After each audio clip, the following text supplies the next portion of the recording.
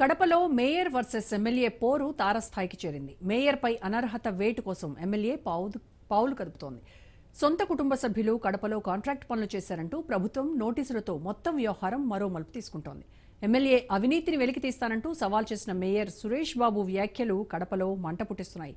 Mayor మాజీ mayor కాక తప్పదు అంటూ ఎమ్మెల్యే మాధవిరెడ్డి సవాళ్లతో కడప కాకరేగుతోంది. సొంత పార్టీ నేతల నుంచే సురేష్ బాబుకు మద్దతు లభించడం లేదన్నట్టుగా సమాచారం అందుతోంది. మరోవైపు వైసీపీ నేతలతో ఎమ్మెల్యే భర్త శ్రీనివాసులు రెడ్డి కుమ్మక్కయ్యారని, మేయర్పై కక్ష సాధిస్తారన్న వెర్షన్ కూడా కడప టౌన్లో వినిపిస్తోంది. తనకు కుర్చీ ఇవ్వని మేయర్కు కుర్చీ ఉండకూడదు ఎమ్మెల్యే మాధవిరెడ్డి పంతం పట్టింది. మొత్తం రేసులో గెలిచేదెవరు, ఓడేదెవరు? ఈ విషయంపై పూర్తి ఇన్ఫర్మేషన్ మా ప్రతినిధి సుదర్శన్ రెడ్డి లైవ్లో అందిస్తారు. సుదర్శన్, మాధవిరెడ్డి సురేష్ బాబు మధ్య అసలు ఎందుకు గొడవ స్టార్ట్ అయింది? ఇది ఎక్కడి వరకు దారితీస్తోంది? దీనికి సంబంధించి పార్టీ పెద్దలు ఎవరైనా కల్పించుకునేటువంటి అవకాశం ఉందా?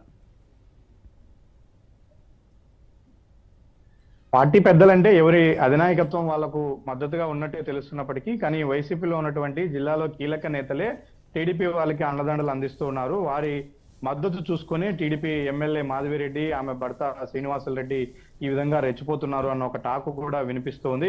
మొత్తం మీద ఫస్ట్ సీటు వివాదము చినికి గాలివానగా మారింది. ఇప్పుడు పదవిలో నుంచి దింపేసేంత వరకు కూడా ఎనికి తగ్గేది లేదంటూ మాధవిరెడ్డి పంతం పట్టి కూర్చున్న పరిస్థితి కనిపిస్తోంది.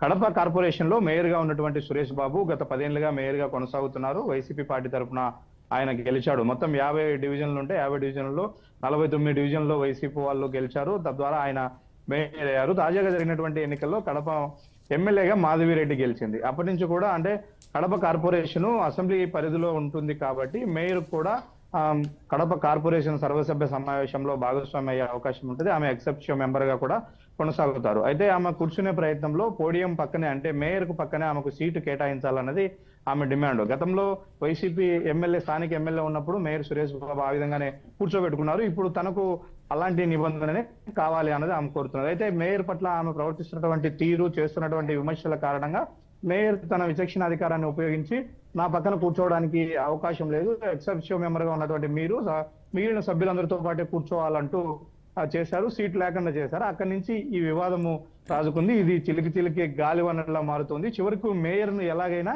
మేయర్ సీట్ నుంచి దింపాలి అన్న ఒక పంతంతో TDP politburo member Srinivasulu Reddy, అలాగే ఆయన సతీమణి కడప ఎమ్మెల్యే మాధవిరెడ్డి ఇద్దరు కూడా పావులు కలుపుతున్నారు. ఉన్నటువంటి మొత్తం 49 కార్పొరేటర్లలో ఇప్పటికీ ఒక 7-8 మందిని వైసీపీ నుంచి టీడీపీలోకి లాక్కున్నారు. అలా ఎక్కువ మంది కార్పొరేటర్లను లాక్కోవడం ద్వారా మేయర్ ను దింపాలా అన్న ఒక మొదటి ప్రయత్నం అయితే మొదలు పెట్టారు. అది వర్కౌట్ కాలేదు. 7-8 మంది కంటే ఎక్కువ మంది పార్టీ ఫిరాయించే పరిస్థితులు లేని నేపథ్యంలో మరేదైనా మార్గం ఉంటుందన్న కోణంలో దృష్టి సాధించారు. అందులో భాగంగానే గత 10 ఏళ్లలో జరిగినటువంటి కడపలో కార్పొరేషన్ పరంగా జరిగినటువంటి అభివృద్ధి పనుల్లో జరిగిన అవకతవకలపైన విజిలెన్స్ ఎంక్వైరీని ప్రభుత్వం నుంచి వాళ్ళు వేపించే ప్రయత్నం చేశారు. విజిలెన్స్ ఎంక్వైరీలో ఫైనల్ గా 2,000 కోట్లకు విలువ చేసే పనులు కడప కార్పొరేషన్ లో జరిగితే అందులో కేవలం 30 లక్షలకు సంబంధించిన ఫండ్స్ కు సంబంధించి ఒక లూప్ హోల్ ను టీడీపీ వాళ్ళు పట్టుకున్నారు. అదే విజిలెన్స్ రిపోర్ట్ లో కూడా రాశారు. అదేంటంటే మేయర్ కుటుంబ సభ్యులు పేరుతో ఉన్నటువంటి వర్ధని కన్స్ట్రక్షన్ పేరుతో ఆ 30 లక్షల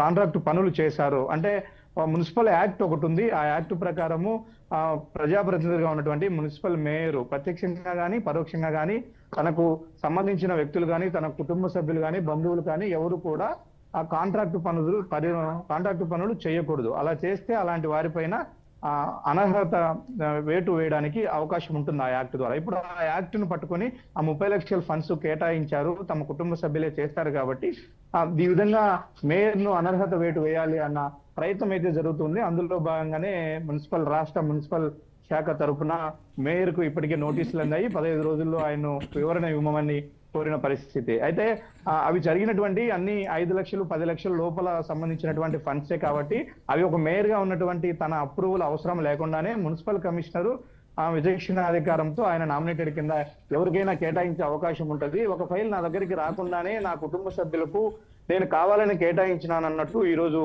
ఆ మున్సిపల్ శాఖ తనకి ఇచ్చినటువంటి నోటీసుల పైన తాను Right. రిప్లై ఇస్తాను ధైర్యంగా, అలాగే కోర్టుకు కూడా వెళ్తానని ఆయన చెప్తూ ఉన్నారు.